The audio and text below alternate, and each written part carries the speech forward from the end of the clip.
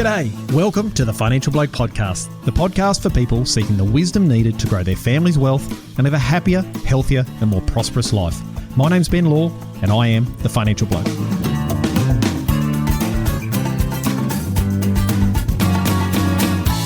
I spent the last 20 years working with rural producers, and I could tell you that you can never really tell how well other rural producers are doing, especially from what you see over the fence. I used to remind my clients of the old saying, comparison is the thief of joy, especially when you're comparing yourself against someone else without all the data. As a financial advisor, I got to see behind the curtains of both good and bad agribusinesses, and what you see on the surface is rarely the business reality. But if you want your family to do better, then you need to have something to measure yourself against and to improve. To do that, you need accurate and, more importantly, relevant data. And that, my friends, is very hard to come by. And that leads me to our guest today, Ian McLean.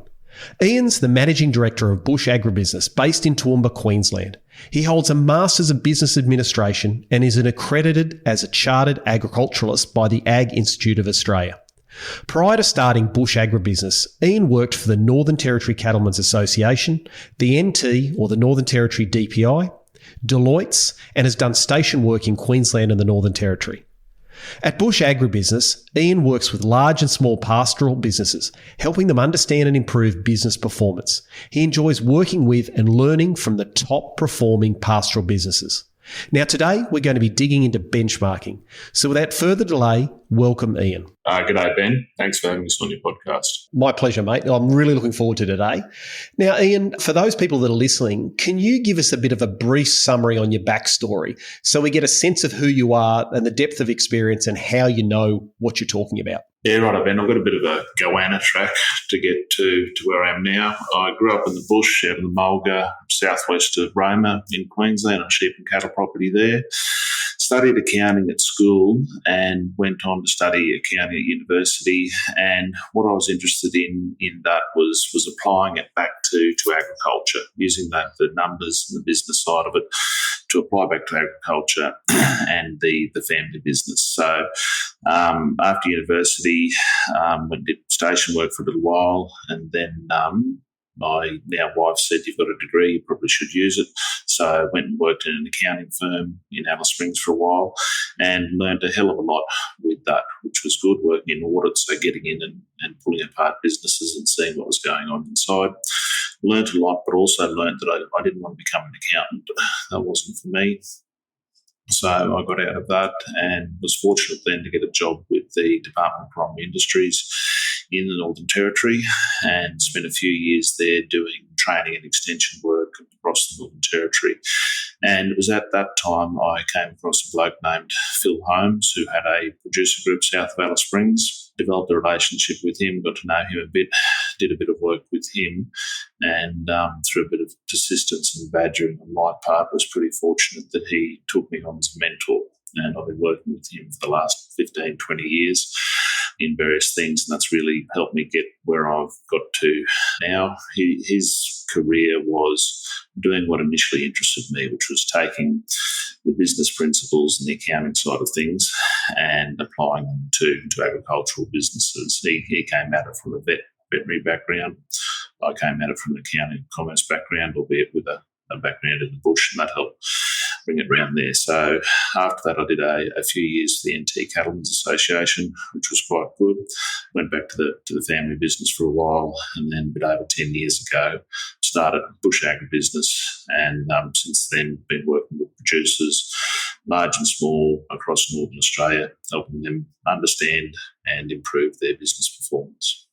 Because it's a really interesting one there, Ian. And one thing that I've noticed over the years is the data or the figures that come out of the accounting world are good for a tax planning or tax work, but they're seldom any good for business planning. Was that your, I suppose, observation? That's right. And the accountants play an important role. Their role is usually around the structure of the business, the protection of the assets, and the determination of the tax bill for the year. And often a fair bit of work goes into making that tax bill as small as it can be. And as a result of that, the numbers aren't really that useful for management purposes and don't tell people what's going on in the business. And that's something that I think is critical in this day and age is for people who are running multi-million dollar businesses to have a good understanding of their business, what's driving it, and be able to improve that over time. I think historically, 40, 50 years ago, it was enough for people to leave the checkbook locked up in the bottom drawer and work very hard, and that was a good recipe for success.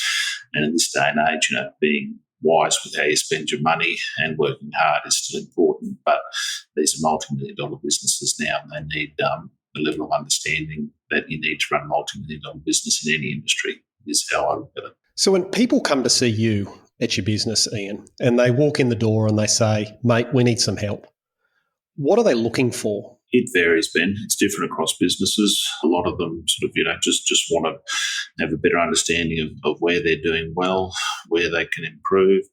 Often succession is an issue, and that's not just asset transfer, it's skilling the next generation, having them develop skills sooner than they learnt them. It's quite varied, but usually around just sort of wanting to understand where they're performing well, where they can improve, and also be able to communicate that within the business and also to others outside the business. I've always believed what you can measure, you can manage. And for a lot of producers, they can manage what feed they've got in the paddock, what bulls they're buying, what crops they're planting, marketing their produce. But it's very hard to measure the numbers in the business unless you have good quality numbers. And for most people, they haven't done an accounting degree. They haven't spent years learning benchmarking and how to do those profit analysis. How important do you think it is to success going forward, being able to measure the numbers of your business? Critical, I think, and it's going to get increasingly important going forward. And that saying you can't manage what you don't measure, in some ways it's a bit of a cliche, but also I think it's a truism. So it's just about understanding the business. The advent of the GST, whilst it did cause a lot of headaches at the time, I think that's actually been a positive, and it's forced people to have a better understanding of their business through the year rather than just at the end of the year. And I also think the younger generation coming in are more financially literate and want to be more financially literate. They view it's still a lifestyle. There's still a lot of positives about rural lifestyle there, but I think the younger generation coming in aren't content just with the lifestyle side of it. Do want to be more financially literate and manage it more as a business. It's interesting. When I owned my financial advice business, we worked really hard and we thought we were doing more than the average business owner to make sure we ran a proper, really good business. But I was my own worst critic, and so we were pretty hard on ourselves. And we go to Financial Planning Association conferences and things like that, and you'd see the advisors, other advice firms turning up in their $300,000 Mercedes Benz, and they're all flashy in their new suits. And I'm a pretty down to earth sort of bloke. I don't think my dad would be real happy if I were turned into one of those people.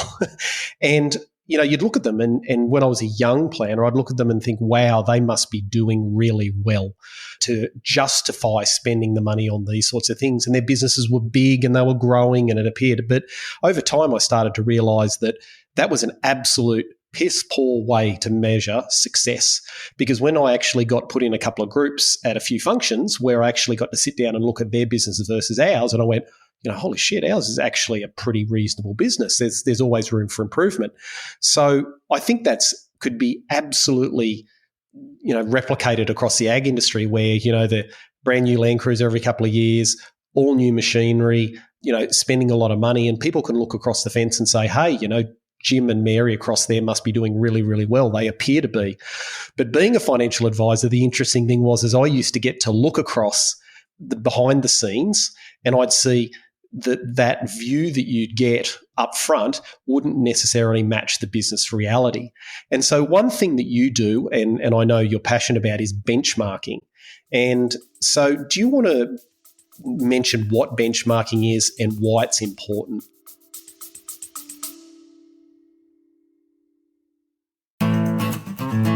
Today's episode is brought to you by AgriCoach. You've worked bloody hard over the years and you've built a solid operation. But as your children grow up and start their own journeys, you're beginning to think about the next 5, 10, and even 15 years and how to keep driving the business forward and ensure a smooth and successful succession plan. Preparing the business, preparing the next generation, and preparing for your eventual retirement all requires a solid plan and a proven process. Unsure about the right steps to take? Head on over to agricoach.com.au/webinar to learn more about our Succession Proof Your Family webinar. AgriCoach, aligning families, growing wealth, and protecting legacies. And now, let's get back to the episode.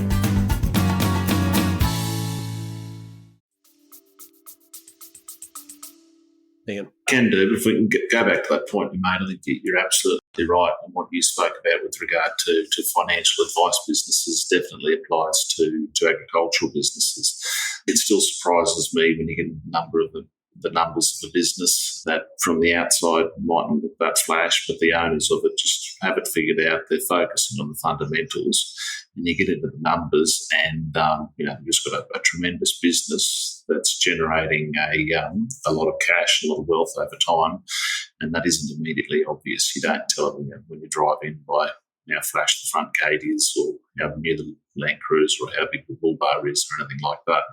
It's just what they get right. So it's definitely don't judge a book by its cover, and does surprise me, just sort of how some businesses are performing. And also part of that is the knowledge that people have built up over time that underpins that. That's a key part of it. But to answer your question on benchmarking is one of those terms that means different things to different people, and for some people it brings up negative connotations. But really, all benchmarking is, from our perspective, is applying management accounting principles to a business first and foremost to find out what's going on. So you mentioned before the accountant's returns aren't that useful for management. They definitely have a use. They're done for a purpose and done well, but they're done to estimate the tax liability of the business and to reduce that over time. That's a different set of numbers to what's actually going on in the business. What we do is prepare a set of management accounts for business. So we need to know their livestock. We need to have good, accurate numbers on their livestock, which is a challenge for a lot of businesses to get, but I do think that's getting better over time. We apply market values to the livestock. We apply market value to the plant and equipment and the land. We apply useful economic life for depreciation to come up with a set of numbers that says how the business is actually doing. And the benchmarking side of this is comparing to others and understand how you're going, and that's useful. But for any business, the most valid comparison they can make is against their own performance, because each business is unique and their own past performance provides the best gauge for performance. But when we look within regions or enterprise types, what the benchmarking does is show what's possible and what others are doing. And I've had an example of a business I've been working with for nearly a decade. And when I started working with them, they said, costs are our problem. The costs are too high. We need you to come in and see what's going on with our costs, have a look at them, and they were nearly too lean on costs. Costs weren't an issue at all. It was a key strength of the business, but they had a different perception at the start. So what it does is just see how the business is performing in its own right, which is important, and you can look to other data, sort of regional industry data, to see where you're sitting on relevant measures and identify the strengths of the business, where it's performing well. And nearly all businesses do have at least one strength, but also identifies areas for improvement. So it's a diagnostic tool. It's not perfect. We don't claim it's perfect, but it's pretty useful to see how you are performing and where you sit to relative to industry peers. Yeah, because that's really important, I think, because you might think you're doing well or you might think you're doing badly. And I think there's real value in knowing where you're going. It's just like a rain gauge. You know, if you don't have a rain gauge out there to measure how much rain you've had, you're not going to be able to make good decisions. And I remember years ago I had a client of mine and they did some benchmarking and they were concerned with the same thing. They were concerned that their expenses were too high.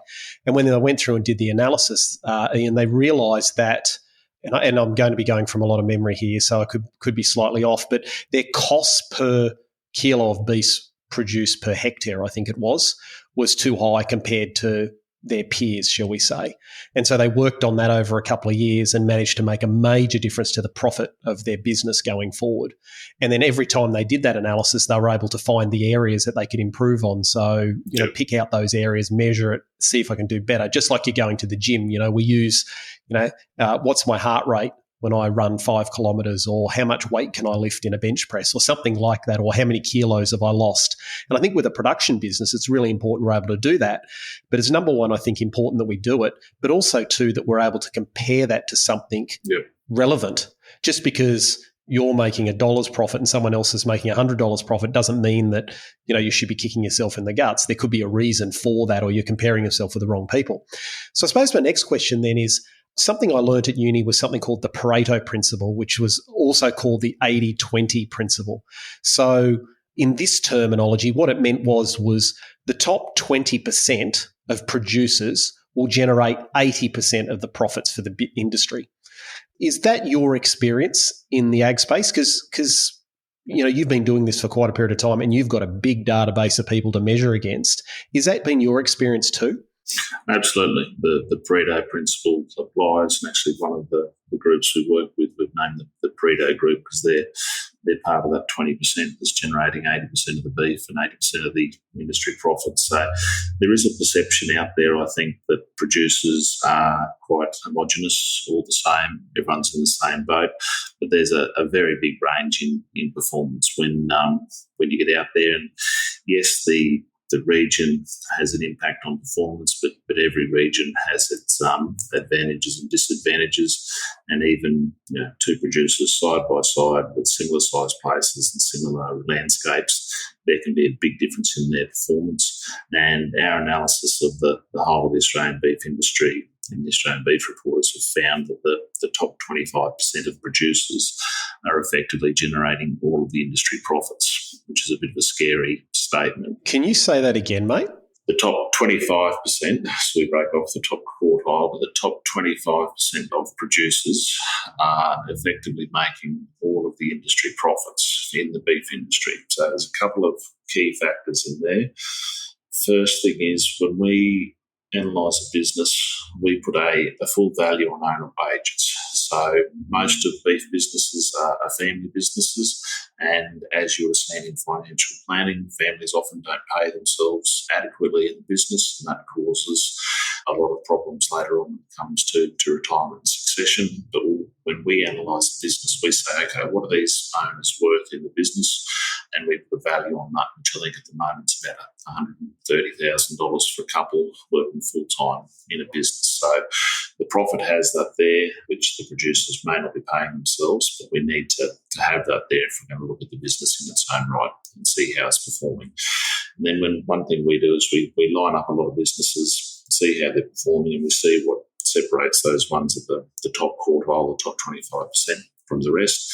When we look at the bottom 75%, and look at that, the average of that is actually a loss across the industry when a full value is placed on owner wages. That doesn't mean they're all making a loss.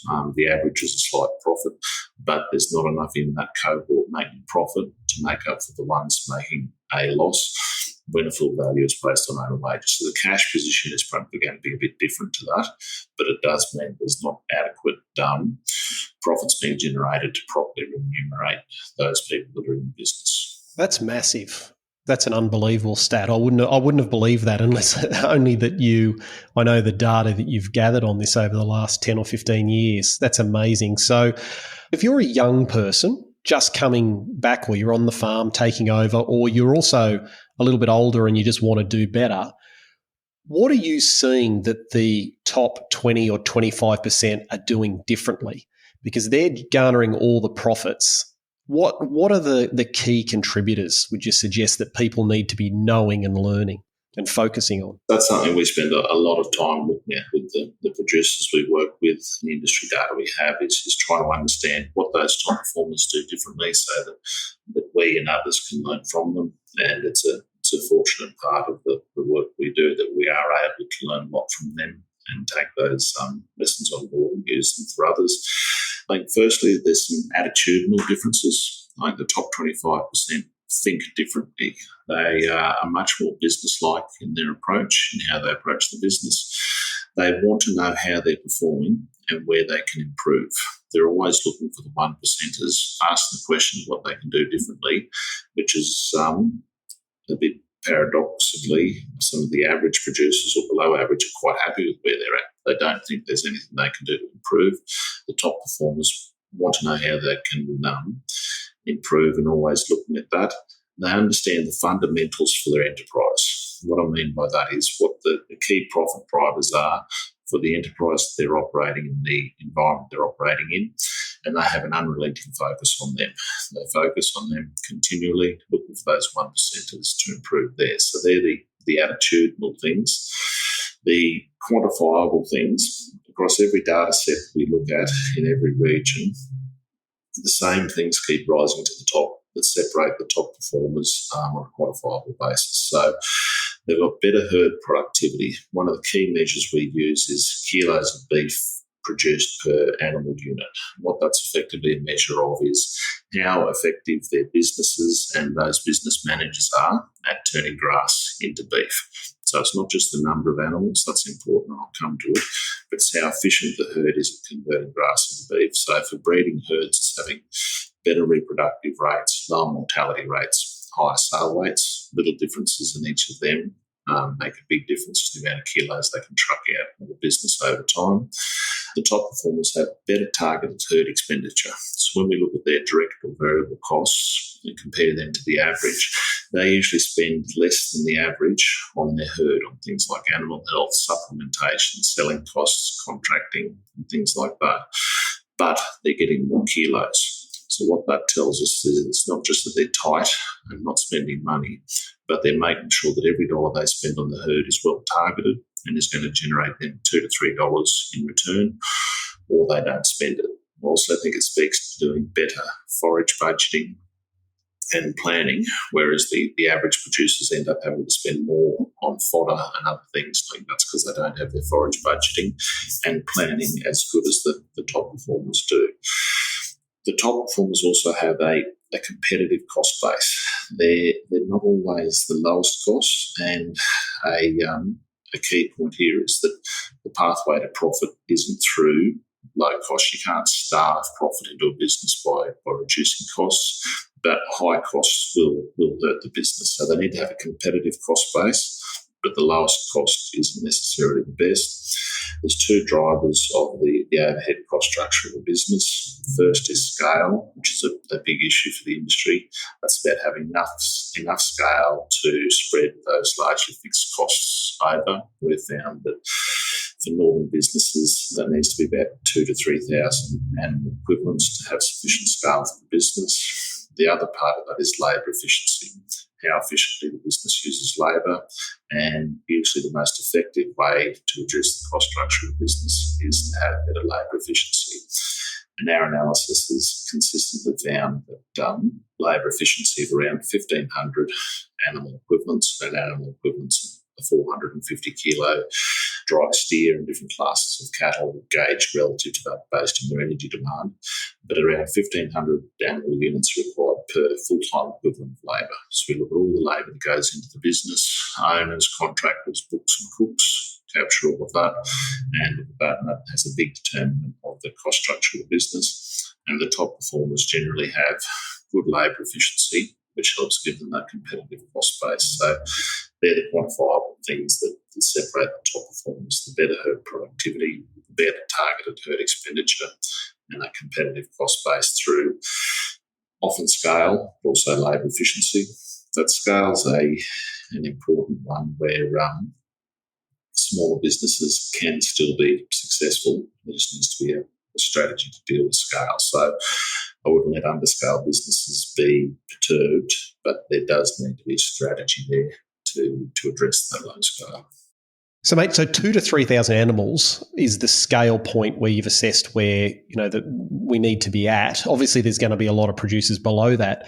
So what would you like to make some comments on that now, or can we come back to that later when we talk about scale a little bit further down the track? We'll come back to that later and talk about scale there, but I should point out that that's for northern beef businesses in the northern half of Australia. that scale requirement is a bit less for Southern Australia, but we'll come back to that when we talk about scaling up a bit later on. There are a couple of other points I'd like to make about what separates the top performers. They're very good grass managers. They match stock and rate to carrying capacity, very focused on their grass and land condition, and they also act very decisively, particularly in dry times where there's failed seasons.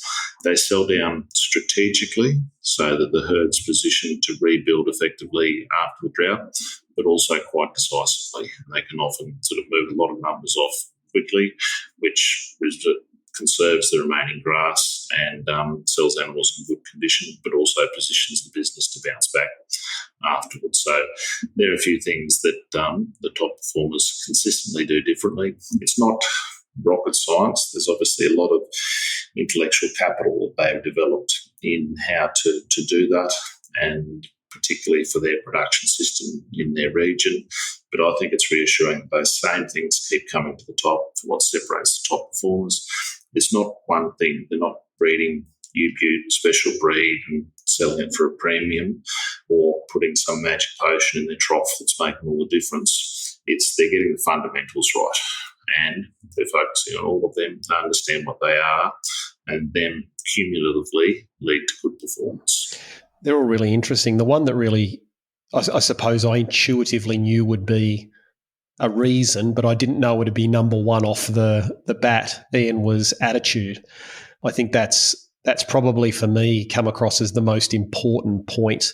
And one of the things I noticed over 20 years of dealing with rural producers is the ones who were doing well did that. You know, they had an optimistic view of the world. Yet I'm not suggesting they were stupidly optimistic, like, oh yeah, it's all rainbows and unicorns all the time. But they had the attitude that, look, doesn't matter what happens, we're going to survive this, we're going to thrive, and we're going to do well. Eventually it'll rain, eventually prices will come up, etc. And number two is they were focused on trying to say we need to continually do better. The standard status quo was never enough. And I think that's probably shone right through on what you're saying here today. So if someone's starting, mate, just before we go into the next section, if someone's starting today and say, look, I've heard what you've said, I want to be one of this top 20, 25%, where should they start, Ian? Because, I mean, I listen to that, and if I was a producer right now, I'd be slightly overwhelmed with things, thinking, okay, what have I got to do? I need to learn, grass management. I've got to have scale, all these sorts of things. How can people start off, do you think? I think first and foremost is understanding the profit drivers or the fundamentals for their enterprise is where I'd start. Secondly, understand their landscape, what its natural carrying capacity is, how to manage it, what condition it's in, and be able to make sure that you look after that and build that land condition over time. Thirdly, seek out someone who's done it before and learnt the hard way. As I said before, a lot of what we do, we've been able to learn from top producers.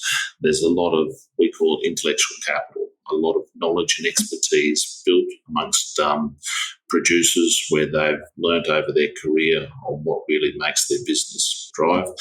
And generally, they're pretty generous with their knowledge. So if someone's starting out is able to identify someone, they're not always easy to find, as we speak about before. They might have the flashiest Toyota or the flashiest Gateway, but try and find someone they can see that's been able to sort of grow their business or achieve a lot over time.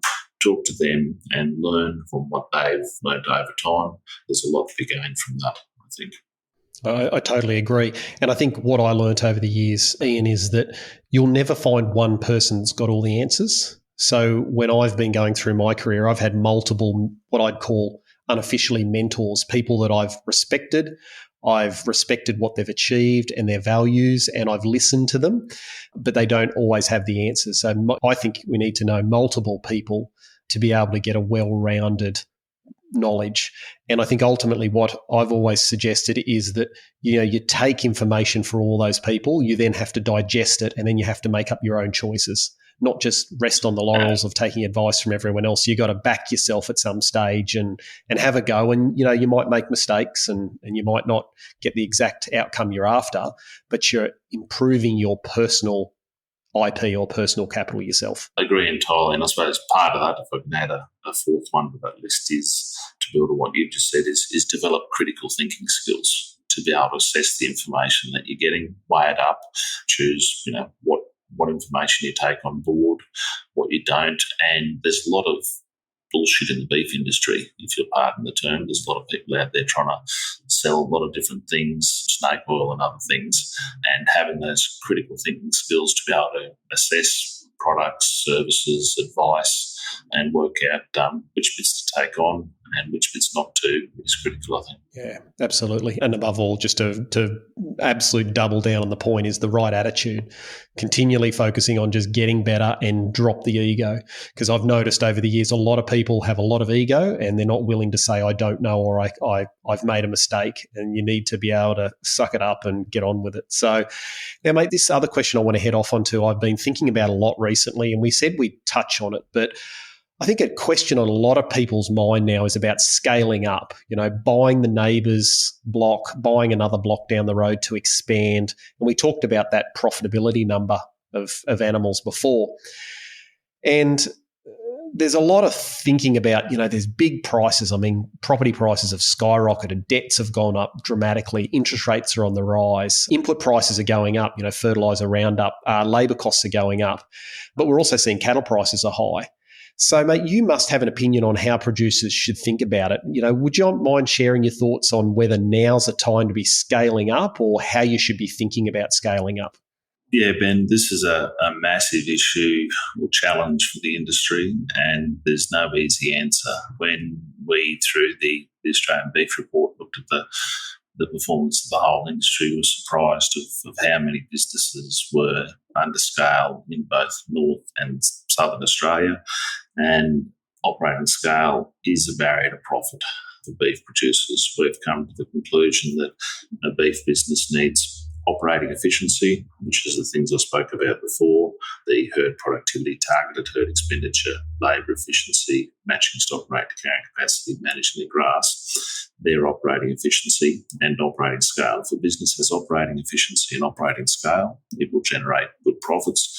So scale is important, and underscale businesses will suffer through having effectively the cost of running a business is pretty fixed to a point, and there's not enough animals to spread that over, which makes each animal more expensive effectively.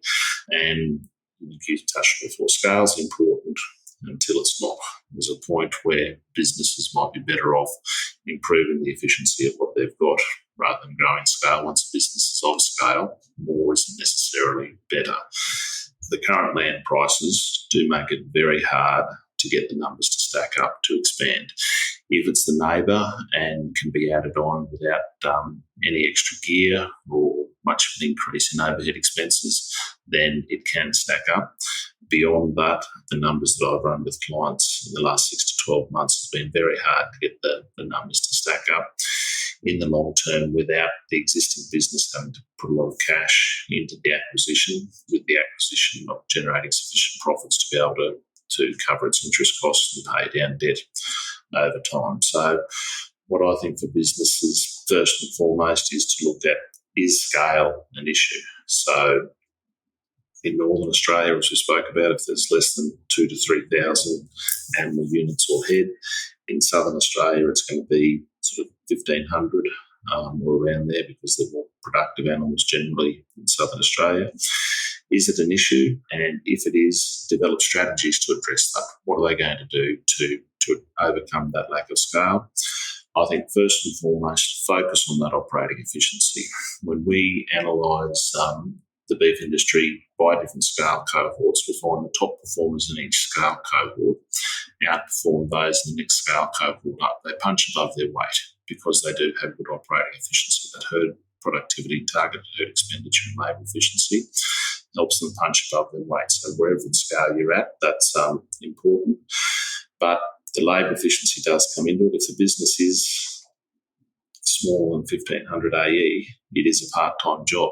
That can be a bit of pill for some people to swallow, but the advantage of that is it frees time up to get off-farm income. What that does is supplement the household income, but it also reduces the cost structure of the business. Because if you're not there all the time, You're not driving a Toyota, you're not using fuel, puncturing tyres and other things, and it can reduce the cost structure of the business as well as supplement household income.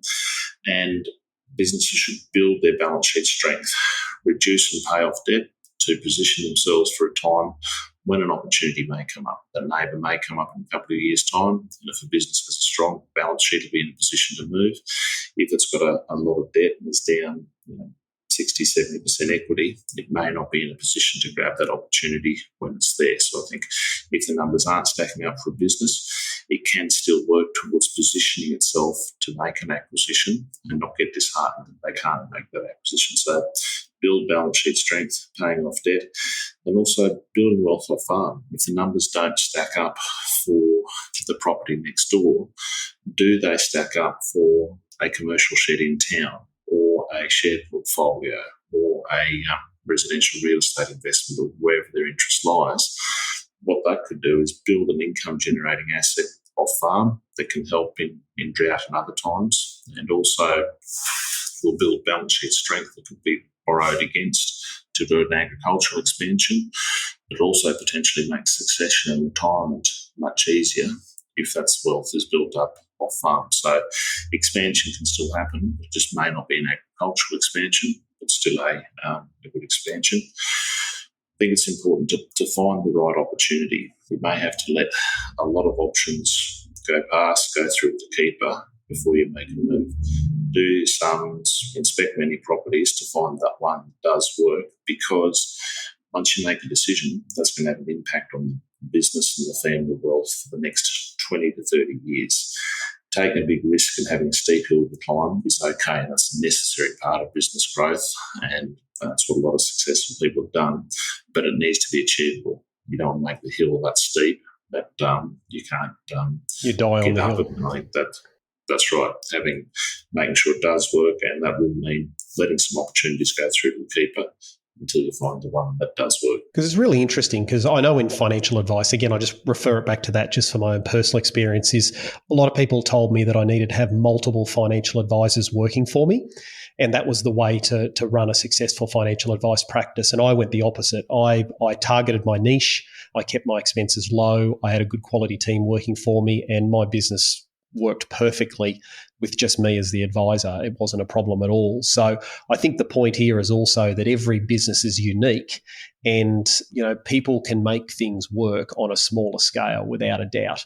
It's just they may not end up being the top 25% of all producers in Australia. Is that a fair point? It is, and I think that's an important point to remember with a lot of what I say and we do. We're looking at things from a financial and a business perspective, and that's our job, and that's what we bring to businesses, is that financial perspective. But there's also the wanting to live in the bush, bring your family up in the bush, grow an asset. There's many other aspects to it, and that's important. And the way I look at it is for rural people, generally money isn't the most important thing, but it pays for the other things that are important. So there needs to be that financial performance there, but there's a lot more to it than just the profits of the business. Yeah, and because some people may not necessarily be chasing that top end. And look, that's another really important point too about the building the off-farm assets. So I had a number of clients where we talked about this exact situation where they were in their late 40s, early 50s, and they were thinking, we've done really, really well. We feel like we should scale up. And to look to scale up, they needed to borrow another $10 or $15 million at that stage. And they looked at it and they said, out of our lives, that's not what we want to do. We don't want to take on $10 to $15 million worth of extra debt at our age and working our guts out. We've got one child coming back through. And what they settled on was doing exactly what you talked about, which was building their off-farm assets. And after 7 or 8 years, they'd managed to build almost $1 million in off-farm assets. And another one I spoke to just recently was up to 1.3 million. So they then had a viable business off farm that they could actually generate income from and use for succession planning, which was really, really helpful. The other side also is for some people, I would guess, Ian, it would make sense to scale up from a labour point of view. So you've got more children coming through, you've got 2 or 3 kids coming through, and you're like, righto, I've got the labour to be able to take this on. It's intergenerationally. And then you could also focus on then saying, well, look, and I've seen this done a number of times, it doesn't add up. But if we start an off-farm business, a complementary off-farm business to be able to supplement this, like I had one that had a bunch of childcare centres, another one that had a helicopter business, construction, like a earth moving and construction business, etc., to be able to make that option viable for your family. But it's really important to know what you want out of life and what the numbers actually look like. And I think that's what a lot of people forget, is they just go and borrow the money, scale up and go, it'll be right. And it's not necessarily the right thing for you. I agree entirely. And this is where we get to with businesses saying, what do they actually want to achieve? What's their longer term vision? Which that sort of language isn't really common in agriculture, but it's saying, okay, what is it working towards? What does success look like for you? That may be a string of properties. It may be children set up in off-farm businesses. It may be a comfortable retirement at the coast. But what does success look like for you? And then what needs to be done to achieve that? Because, growth, getting bigger, isn't the pathway there for all of them, and nor should it be. So it's important for everyone to figure out what it is they are wanting to achieve, and also on that, having communication across the family, particularly if there's a couple of families or a couple of generations involved. And it's a pretty powerful thing where you get a group of people that are all very clear on what they're working towards and all pulling in the right direction to achieve that. Conversely, if it's not clear and they're pulling in different directions, then that can be pretty counterproductive. Without a doubt. And look, I've seen a couple of families, Ian, where they've actually actively involved the children in the decision. So we've got late teens, early 20s children and said, look, this is the long-term vision of the business. We're going to be scaling up and borrowing a substantial amount of money. We're going to retire in 5 to 10 years. This is going to be your debt now. What do you think? Yep. How motivated are you driven? And involving the kids. Now, I totally get the fact that younger children may not have the life experience and they may be a little bit gun-ho, or they may not want to put that responsibility on the kids. But I think it's really important to start involving them, because it these days it will be, or it is, intergenerational debt that will be carried through. It won't just be you'll borrow, you'll buy, you'll pay it off in 10 years and you're done. That's just not going to happen, is it? Not at current land values, and I think that's important for that incoming generation to own it effectively, because, like I say, it is going to be their hill to climb. They're going to have to work hard over their career to climb that hill, and then work out what their own hill is sort of beyond that. And if everyone's in there and involved and on the same page, that's a pretty powerful thing. Absolutely. Now, just before we finish up, you mentioned the Australian Beef Report. Do you want to give listeners a bit of a rundown on how that was developed and what it is, Ian, for anybody that's wanting to read the report? Yeah, Ben, that started out, Meat and Livestock Australia commissioned a couple of situation analyses of the beef industry over time. Phil Holmes and myself prepared one in 2013 or 14, I think it was, to look at the northern beef industry. Off the back of that, we sat down and said, look, we think that there's a need in the market for an independent publication that looks at the performance of family beef businesses in Australia. So in 2017, we prepared and released the first Australian Beef Report, which detailed the performance of family beef businesses in Australia, and also had a chapter in there on the role of genetics. That was pretty well received, because there's nothing else out there that covered that. So in 2020, we released another one that updated financial data. In each report, we report on the last 12 years of the industry performance. So we're trying to get that longer-term window, which takes into account seasonal and price variations, but is also current. We also included a couple of things that I think were quite important in the 2020 report. We had a pastoral panel, which is similar to what we've been talking about with the attitude of top 25% producers. We went out to a group of industry people that we knew or knew of in the industry and asked them a series of questions about how they think, how they approach risk management in their business and what they do there, and got some very good responses back, which is basically getting in their heads and understanding how they think, which is excellent. Then we also had a chapter on managing natural resource base for Northern and Southern Australia in there as well. And again, that was well received. And next year, 2023, we'll be releasing the third edition, and we'll be making it a triannual publication where every 3 years we'll be releasing an updated version of the financial picture, the pastoral panel, and guest chapters on relevant issues for the industry. So, mate, that's some really good information. As I said, the attitude thing is probably the biggest takeaway for me. So we're going to tie things up there. Where can people find more about you online or contact you, Ian? Our website's probably the best starting point, bushagri.com.au, Ben. That'll have a lot of information there and talks a bit about what we do, that sort of thing. Also on Facebook and Twitter as well. Just Google Bush Agri. Yes.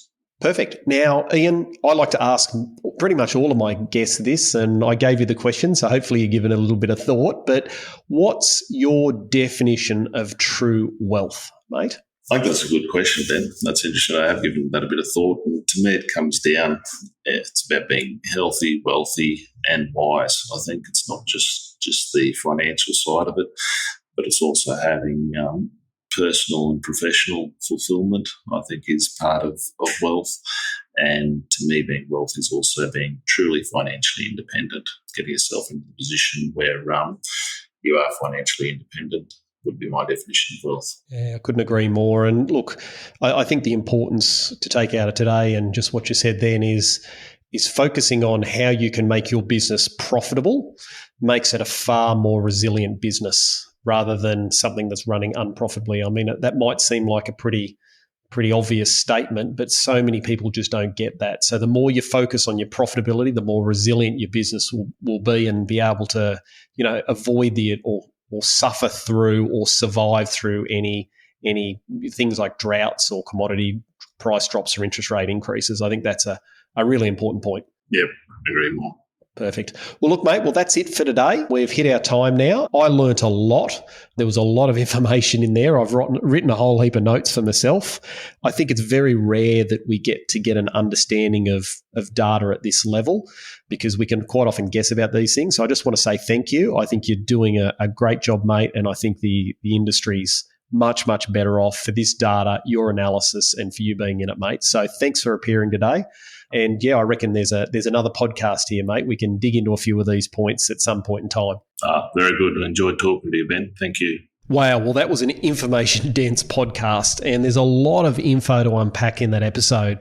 But I think for me, there was two key takeaways. Number one was the attitude, which is what Ian said is the number one key reason the top 20% or the top 25% do better than everyone else. And that's the attitude of wanting to know how they're doing and then how to improve and do better. That's number one. And number two for me was that low costs are really, really important. But as Ian said, you can't starve yourself into profits. So the money that you spend shouldn't just be focused on being as little as possible. It should be focused on being effective as possible. Now, I've been really humbled by all the positive feedback from you, the listeners, and also how many of you have been forwarding the episode onto family and friends who might benefit from each episode. It really helps spread the word, and I really appreciate it. Now, that's it for this week. Thanks for investing your time, and I'll see you in 2 weeks.